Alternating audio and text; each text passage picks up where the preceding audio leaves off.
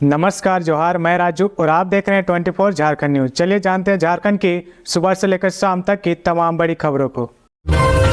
रांची में आज से 3 दिनों तक आंधी बारिश की चेतावनी, कई जिलों में भी येलो अलर्ट जारी। झारखंड के कई जिलों में आज से मौसम का मिजाज बदलने की संभावना है। राज्य के कई हिस्सों में आज से 3 दिन तक आंधी पानी के आसार है। गर्जन के साथ बारिश हो सकती है। हवा की गति भी सामान्य से तेज रह सकती है। इसको लेकर मौसम केंद्र ने अलर्ट भी जारी किया है।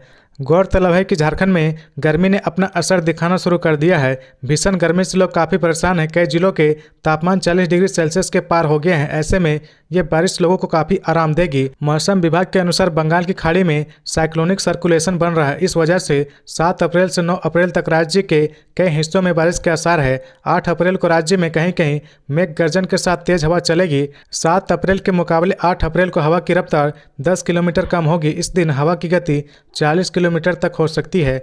वज्रपात की भी आशंका व्यक्त की गई है। इसी तरह 9 अप्रैल को राज्य के दक्षिणी हिस्से में मेघ गर्जन, तेज हवा और वज्रपात के साथ बारिश की बात कही गई है। बारिश के कारण 4 से 5 डिग्री तक की गिरावट होगी। राज्यपाल सीपी राधाकृष्णन ने झारखंड वित्त विधेयक को चौथी बार लौटाया। बताया केंद्र सरकार के अधिकार में हस्तक्षेप। झारखंड के राज्यपाल सीपी राधाकृष्णन ने झारखंड विधानसभा द्वारा भेजे गए झारखंड वित्त विधेयक को एक बार फिर आपत्ति के साथ लौटा दिया है। राज्यपाल ने चौथी बार विधेयक वापस किया है। इस बार राज्यपाल ने कहा वित्त विधेयक में जिस तरह के संशोधन व प्रावधान रखे गए हैं यह पूरी तरह से केंद्र सरकार के अधिकार में हस्तक्षेप है। राज्य सरकार व विधानसभा ने जो प्रावधान व संशोधन किया है यह उनके अधिकार क्षेत्र का नहीं है। प्रावधान रखने या संशोधन करने का अधिकार सिर्फ केंद्र सरकार को है। राज्यपाल ने मुख्य रूप से 3 बिंदुओं पर आपत्ति जताई है। विधेयक लौटाने से पूर्व राज्यपाल ने अटॉर्नी जनरल से राय भी ली थी। राज्यपाल ने विधेयक की धारा 26 में दिए गए प्रावधानों पर आपत्ति जताते हुए कहा कि कस्टम बॉन्ड केंद्रीय सूची में शामिल है। इसमें किसी तरह के बदलाव करना राज्य सरकार के अधिकार के बाहर है। इसी प्रकार राज्यपाल ने विधेयक की धारा 30 में दिए प्रावधान के बारे में कहा कि यह देश के अटॉर्नी जनरल और इंडिया बार एक्ट से प्रभावित है। यह मामला अटॉर्नी जनरल, एडवोकेट तथा इंडिया बार काउंसिल से जुड़ा हुआ है। इससे जुड़े किसी भी प्रावधान को राज्य सरकार नहीं बदल सकती है। इसके अलावा राज्यपाल ने विधेयक की धारा 30 पर भी आपत्ति जताई है। इसमें दिए गए प्रावधान को उन्होंने खारिज करते हुए कहा कि यह भी केंद्र सरकार के अधिकार में हस्तक्षेप है। भारतीय मुद्रांक अधिनियम 1899 तथा बिहार मनोरंजन ड्यूटी कोर्ट फीस तथा मुद्रांक अधिनियम 1948 में संशोधन के लिए विधेयक तैयार किया गया है। इससे पूर्व राज्यपाल ने 3 बार झारखंड वित्त विधेयक 2022 आपत्ति के साथ लौटा दिया है। रांची में बेकाबू थार ने स्कूटी में मारी टक्कर, 2 लोगों की दर्दनाक मौत। रांची के करमटोली चौक पर तेज रफ्तार का कहर देखने को मिला। यहां तेज रफ्तार थार ने एक स्कूटी को टक्कर मार दी। इस घटना में 2 युवक की दर्दनाक मौत हो गई। मृतक युवक की पहचान गढ़वा के कांडी निवासी 27 वर्षीय अनुज कुमार और 25 वर्षीय अंकुश कुमार के रूप में हुई है। स्थानीय लोगों के अनुसार गाड़ी में सवार लोग शराब के नशे में थे और वे कहीं से पार्टी मनाकर आ रहे थे। घटना शनिवार रात करीब 8:30 बजे की है। स्कूटी सवार 2 युवक रांची के करमटोली चौक की ओर से आ रहे थे और लोकायुक्त कार्यालय के पास मुड़कर वापस करमटोली चौक की ओर जाने का प्रयास कर रहे थे, जबकि थार गाड़ी का चालक एसएसपी आवास होते हुए करमटोली चौक की ओर जा रहा था।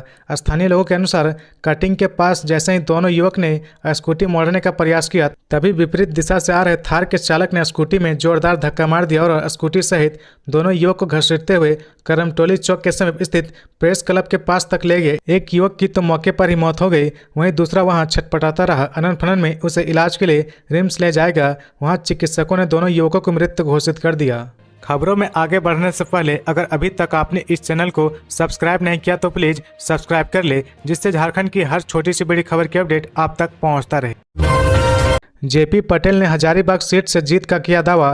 कहा जनता बीजेपी को नहीं बल्कि जेपी पटेल को चुनेगी। हजारीबाग लोकसभा सीट पर इस बार मुकाबला दिलचस्प होने वाला है। कांग्रेस ने इस सीट पर बीजेपी से आए जयप्रकाश भाई पटेल यानी जेपी पटेल को अपना उम्मीदवार बनाया है, जबकि बीजेपी ने वर्तमान सांसद जयंत सिन्हा का टिकट काटकर विधायक मनीष जायसवाल को अपना उम्मीदवार बनाया है। क्या जयप्रकाश भाई पटेल बीजेपी के लिए बेहद मजबूत सीट मानी जाने वाली हजारीबाग से मनीष जायसवाल को चुनौती दे पाएंगे? कांग्रेस प्रत्याशी जयप्रकाश भाई पटेल ने इस सवाल का जवाब दिया है। जयप्रकाश भाई पटेल कहते हैं कि हजारीबाग की जनता ने इस बार बीजेपी की जगह जेपी को लोकसभा भेजने का मन बना लिया है। उन्होंने कहा कि कांग्रेस ने अपने 5 न्याय और 25 गारंटी को न्याय पत्र में शामिल कर यह स्पष्ट कर दिया है कि आम लोग उसकी प्राथमिकता है। उन्होंने कहा कि देश की जनता कांग्रेस की 5 गारंटी पर भरोसा करेगी। वहीं हजारीबाग में कांग्रेस की गारंटी के साथ साथ बीजेपी नहीं बल्कि जेपी का नारा चलेगा। जेपी पटेल ने हजारीबाग के पूर्व सांसद और पूर्व वित्त मंत्री यशवंत सिन्हा को अपना अभिभावक बताया। उन्होंने कहा कि अभिभावक का आशीर्वाद हमेशा उनके बच्चों के साथ रहता है। बीजेपी नेताओं द्वारा जेपी पटेल की हजारीबाग में करारी हार की भविष्यवाणी और कांग्रेस में शामिल होने को डूबती नाव पर सवार होने के बयान पर भी जेपी पटेल ने जवाब दिया। उन्होंने कहा कि समय ही बताएगा डूबती नाव पर कौन सवार है। सभी को 4 जून का इंतजार करना चाहिए। झारखंड आंदोलन के नेता टेकलाल महतो के बेटे जेपी पटेल पहले झामुमो में थे। मुख्यमंत्री के रूप में हेमंत सोरेन के पहले कार्यकाल के दौरान सरकार में वे पेयजल और स्वच्छता मंत्री थे। बाद में वह बीजेपी में शामिल हो गए और मांडू से विधायक बने। बीजेपी ने उन्हें विधानसभा में पार्टी का सचेतक भी बनाया। लोकसभा चुनाव 2024 की घोषणा के बाद जेपी पटेल कांग्रेस में शामिल हो गए। कांग्रेस ने उन्हें हजारीबाग से पार्टी का उम्मीदवार बनाया है। हटिया स्टेशन से विजयवाड़ा भेजे जा रहे 7 नाबालिग बरामद, 3 तस्कर गिरफ्तार। रेलवे पुलिस की नन्हे फरिश्ते टीम ने 7 नाबालिगों को मानव तस्करी के चुंगल से बचाया है। सभी नाबालिगों को रांची के हटिया रेलवे स्टेशन से विजयवाड़ा भेजा जाना था। इस कार्रवाई में 3 मानव तस्करों को भी गिरफ्तार किया गया है। आरपीएफ पोस्ट हटिया की एएसटीयू टीम और रांची डिवीजन की फ्लाइंग टीम के साथ नन्हे फरिश्ते टीम द्वारा हटिया स्टेशन पर बाल एवं मानव तस्करी के खिलाफ चलाए गए अभियान में 3 मानव तस्करों को पकड़ा गया है। आरपीएफ की ओर से जारी लिखित बयान में बताया गया कि स्टेशन पर चेकिंग के दौरान देखा गया कि 7 नाबालिग लड़के और 3 व्यक्ति प्लेटफॉर्म नंबर 1 पर एक्सलेटर के नीचे ट्रेन नंबर 18637 एक्सप्रेस का आने का इंतजार कर रहे थे। संदेह के आधार पर प्रदीप, प्राज्ञा, बबलू राम और सुरेश कच्छाप को हिरासत में लिया गया है। कड़ाई से पूछताछ करने पर तीनों तस्करों ने बताया कि वही लोग 7 बच्चों को स्टेशन लाए थे और विजयवाड़ा जाने के लिए ट्रेन में बैठने वाले थे। सभी बच्चे पलामू और गढ़वा के रहने वाले हैं।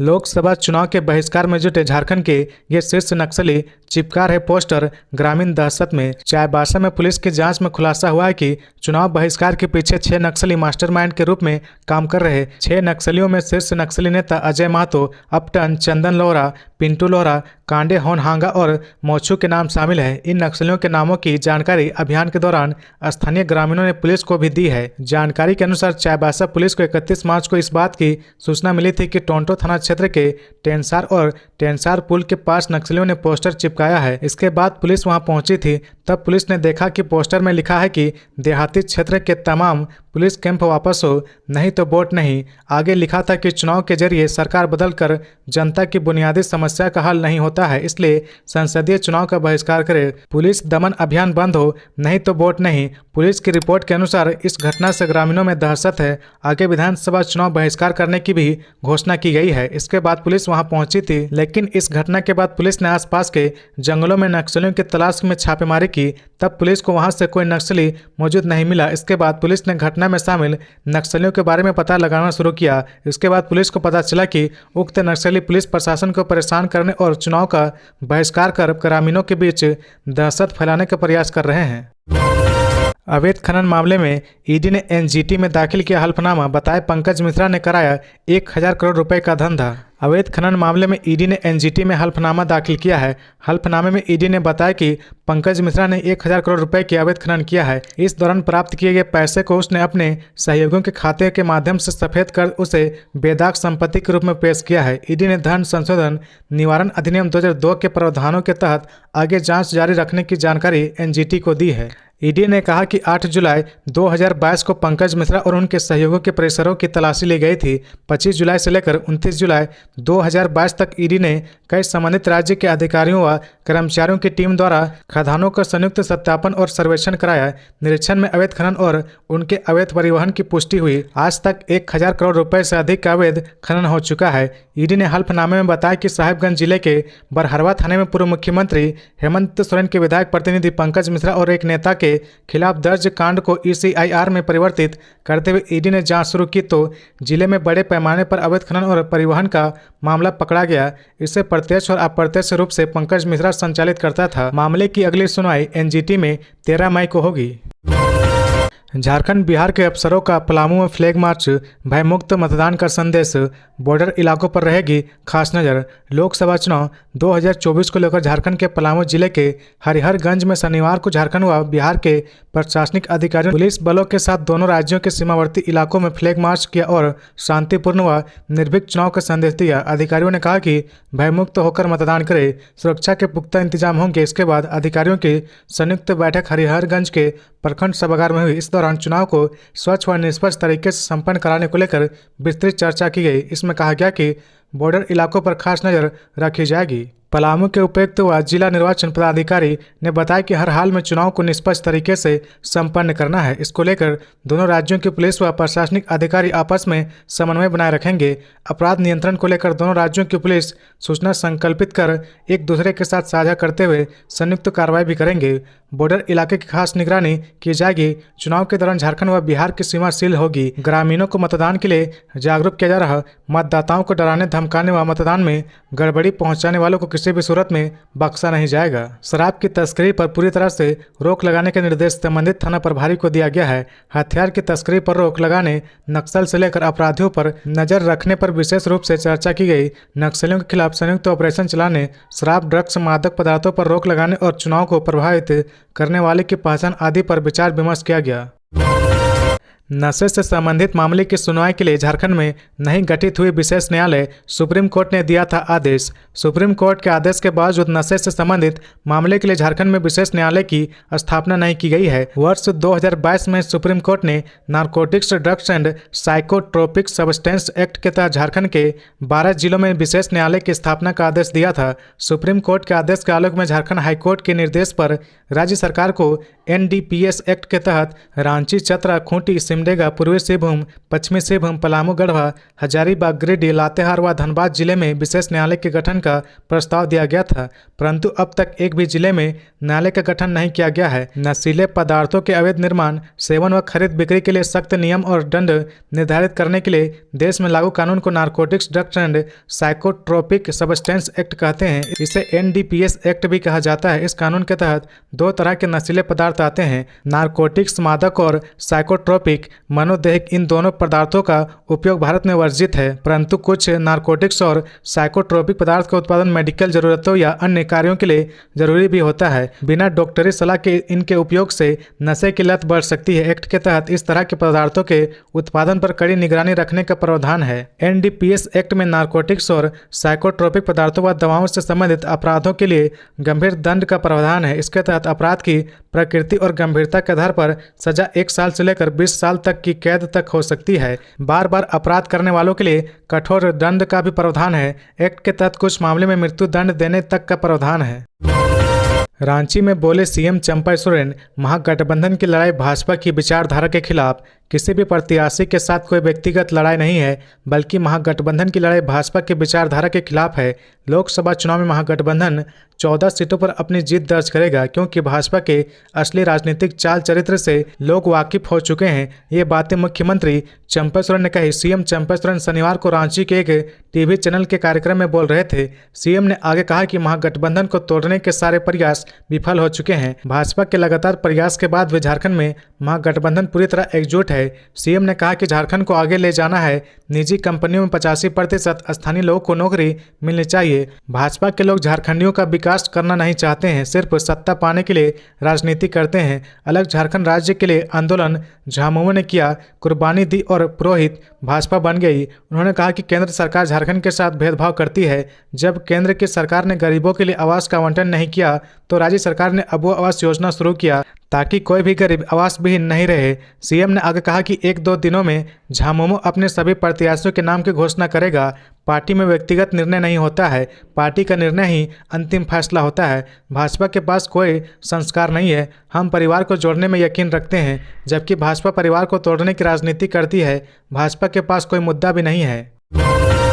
डबल मर्डर केस में तोरपा के पूर्व जेएमएम विधायक पोलूस सुरीन दोषी करार। तोरपा के पूर्व जेएमएम विधायक पोलूस सुरीन को एक मामले में कोर्ट ने दोषी करार दिया है। उन्हें दोषी खूंटी के कर्रा में 11 साल पहले हुए दोहरे हत्याकांड में एमपी एमएलए कोर्ट ने शनिवार को करार दिया है। मामले की सुनवाई करते हुए विशेष न्यायाधीश दिनेश कुमार की अदालत ने सजा की बिंदु पर सुनवाई के लिए 10 अप्रैल की तिथि निर्धारित की है। मामला 27 मई 2013 का है। इस दौरान पोलूस और जेठा अंधाधुंध फायरिंग कर ठेकेदार भूषण सिंह और राम गोविंद सिंह की हत्या हुई थी। AK-47 से गोली मारी गई थी। दरअसल इस दौरान ठेकेदार भूषण सिंह पर महिला से रेप करने का आरोप लगा था, पर जांच में केस फर्जी मिलने पर पुलिस ने जांच बंद कर दी थी। इसके बाद भूषण की गिरफ्तारी के लिए विधायक ने कर्रा में धरना दिया था। इसी बीच नक्सलियों ने 27 मई 2013 को कर्रा के त्रिला गांव में ठेकेदार भूषण सिंह व राम गोविंद सिंह की AK-47 राइफल से गोली मारकर हत्या कर दी गई थी।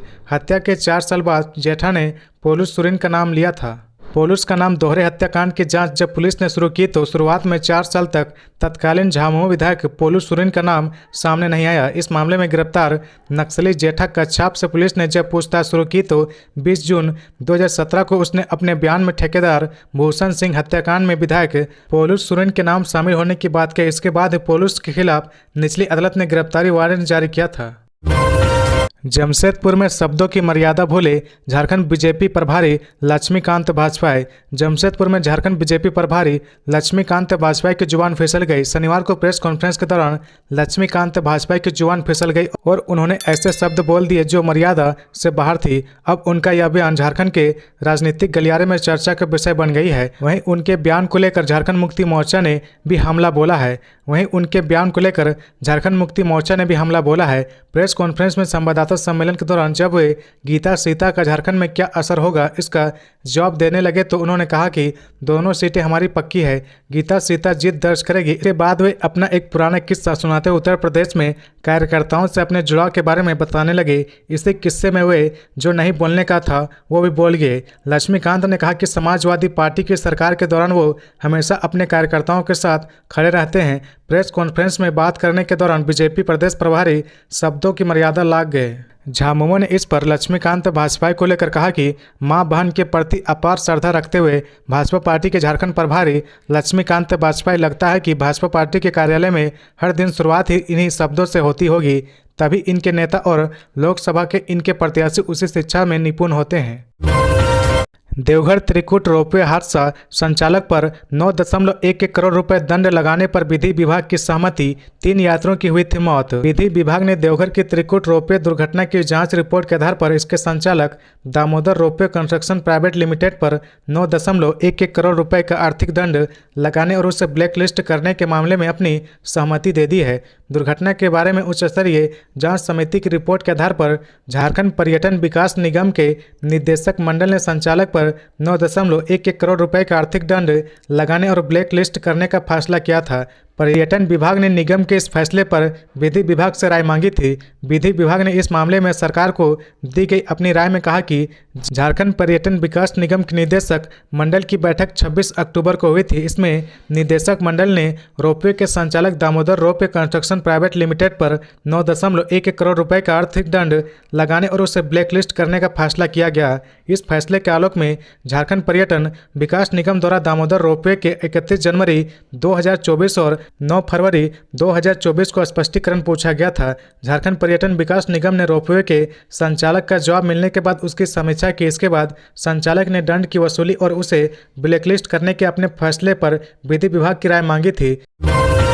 नीरज सिंह हत्याकांड के शूटर सागर की तबीयत बिगड़ी। झरिया थाने में एक आरोपी ने खाया कीटनाशक। कोयला नगरी के नाम से दुनिया भर में विख्यात धनबाद जिले में एक हत्याकांड के शूटर की तबीयत बिगड़ने के बाद जज ने उसे अस्पताल भेज दिया तो झरिया थाना में एक आरोपी ने कीटनाशक खा ली। दोनों को शहीद Nirmal Mahato medical college and hospital में भर्ती कराया गया। शनिवार को कोर्ट में पेशी के दौरान नीरज सिंह हत्याकांड के शूटर सागर की तबीयत बिगड़ गई। जज के आदेश पर उसे तत्काल धनबाद के SNMMCH ले जाया गया। पेशी के दौरान सागर ने पेट में दर्द की शिकायत की थी। इसके बाद जज ने उसे मेडिकल कॉलेज अस्पताल में ले जाने का निर्देश दिया। जज के निर्देश के बाद उसे SNMMCH में इलाज के लिए भेज दिया गया। दूसरी तरफ धनबाद जिले के झरिया थाने में एक आरोपी ने कीटनाशक खा लिया। शुक्रवार की रात को ही उसे मेडिकल कॉलेज के पॉइजन विभाग में भर्ती कराया गया। प्रशिक्षु महिला आईएएस को बंधक बनाने और पुलिस पर पथराव मामले में पुलिस की बड़ी कार्रवाई, 10 आरोपी गिरफ्तार। दुमका में बीती रात को पुलिस ने सघन छापेमारी कर विभिन्न थाना क्षेत्रों से विभिन्न कांडों में लंबित 1 दर्जन से अधिक आरोपियों को गिरफ्तार कर लिया है। खास तौर पर शिकारीपाड़ा थाना क्षेत्र में प्रशिक्षु महिला आईएएस प्रंजाल ढांडा और अन्य अधिकारियों को बंधक बनाने वाले 3 लोगों और तालझारी थाना क्षेत्र में एसडीपीओ समेत पुलिस कर्मियों पर पथराव करने वाले 7 लोगों को गिरफ्तार किया गया है। दरअसल 2 दिन पहले मुख्य निर्वाचन पदाधिकारी के रवि कुमार ने पुलिस प्रशासन के साथ बैठक की थी और आपराधिक मामलों में लंबित आरोपियों को तुरंत गिरफ्तार करने का निर्देश दिया था। इसके बाद से पुलिस रेस हो गई है। इस क्रम में 1 दर्जन से अधिक आरोपियों को गिरफ्तार किया जा चुका है। तो ये थी आज की झारखंड की टॉप बड़ी खबरें। इसी तरह झारखंड की हर छोटी सी बड़ी खबर देखने के लिए आप हमारे चैनल 24 झारखंड न्यूज को सब्सक्राइब करके बेल आइकन प्रेस कर ले, जिससे झारखंड की हर छोटी सी बड़ी खबर की अपडेट आप तक पहुंचता रहे। तो आज के लिए बस इतना ही। हमें दीजिए इजाजत, फिर मिलते हैं नेक्स्ट न्यूज में।